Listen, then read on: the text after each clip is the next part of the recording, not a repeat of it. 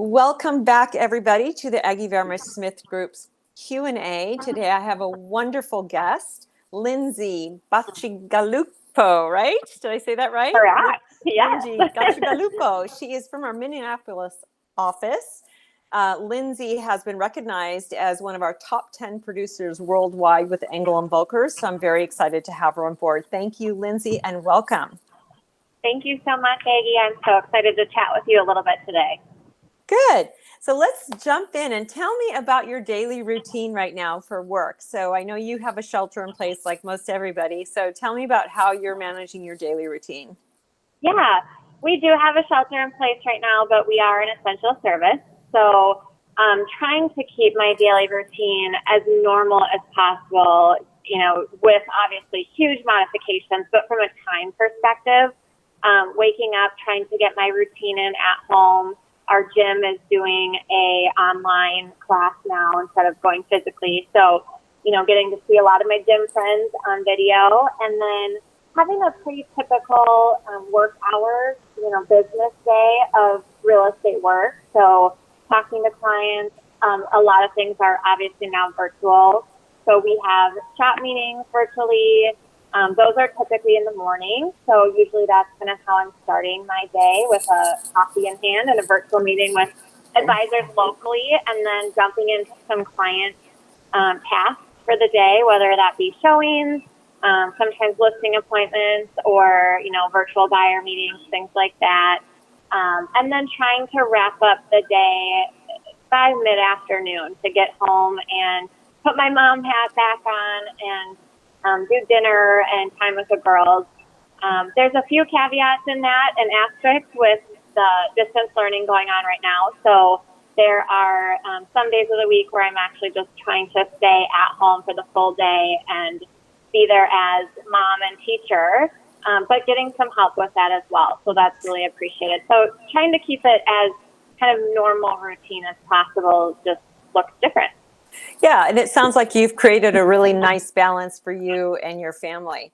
So tell me how you're marketing your properties now, and are you marketing them different than you have before, and what methods are you using? Yeah.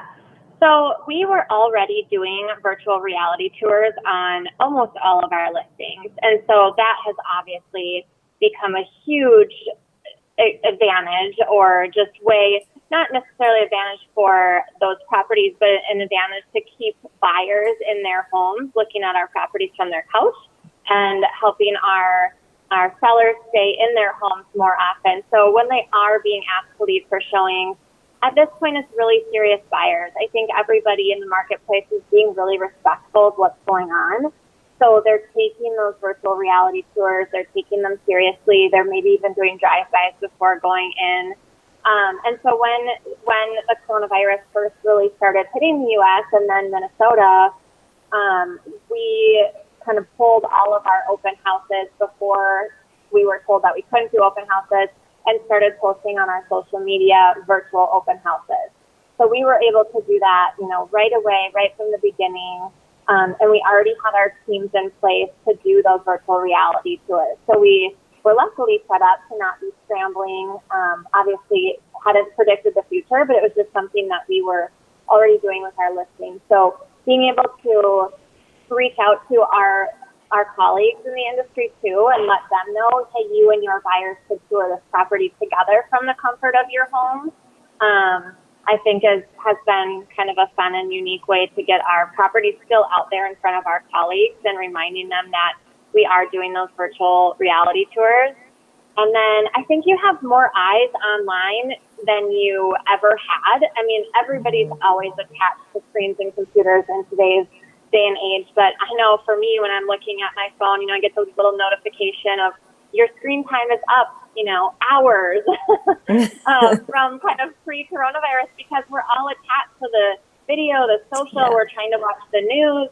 And so, you really have an online audience captured more than you maybe normally do. So doing some AdWords with some of our listings to get in front of targeted audiences, doing some extra kind of social media messaging or push with that. And then just a lot of that connecting, one-on-one connecting, calling colleagues, or if sharing buyer and seller needs is something that we have started to do a lot more, kind of on a more personal level. Instead of just trying to blast it out there to everybody, being really specific about who you're calling, who works in the market that your listing is in. But really that online presence that at England Volkers we have a huge advantage in already, and now knowing the importance of that. I mean, like, our syndication is unmatched by any other brokerage. And then that virtual reality initiative came from E&B. So we're definitely with the right company to help our clients be in the best position that they can be in, given everything that's going on. Yeah, I agree. And obviously we have the whole international reach within our group, and one of the most collaborative companies I've ever worked with. I just feel like we can reach out to any agent across the globe, which we are doing regularly, and we're all helping each other. So I tell everybody I'm an avid reader. What is on your nightstand, Lindsay? I have to just answer your question super honestly, Aggie. At the moment, it's Llama Llama Red Pajama. It's Dr. Seuss Hop on Top and Goodnight Moon, I think. Hey, those are great books. Goodnight Moon was one of my favorite daughter's favorite books. So those are great books for any age. Okay, I mean, we've got 5 little girls. The youngest is 14 months old, and so my nightly reading has very much been geared towards her, and and often honestly reading with the older girls too. And that is one of the things on my list that has always been really important to me, is that continuing to learn and educate. But I'll be honest, right now with everything that's going on, that's the one thing that's kind of slid to the back burner. And those classics are great books to read, even as adults. So tell me an uplifting story that has moved you during this whole process, this new way of living. Yeah, I think seeing the kindness both in our industry and in our world is huge. We're seeing situations within the real estate market where normally buyers and sellers would be so stressed out, and agents would be so stressed out. Somebody could be buying $1 million property, and the couch being included with the sale might be, the end of the world. And now we're seeing situations where closing dates have to move by a week or two, or we had a family who wasn't able to allow an inspector into their half of the duplex because of issues with their immune system, and where that would normally just completely kill a transaction or be a really big deal. We were able to work through it.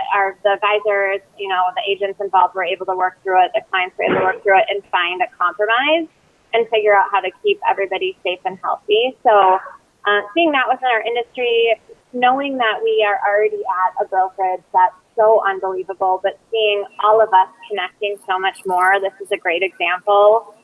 It's so inspiring. I was on a call this morning with Karen with England Volkers by the Sea and her team and a couple of other licensed partners, and just watching everybody jump in and inspire each other and be willing to share their stories and what they're doing in their shop is super inspiring to me on that level. Yeah, we're very blessed with the people that we work with, for sure. So that's a great takeaway.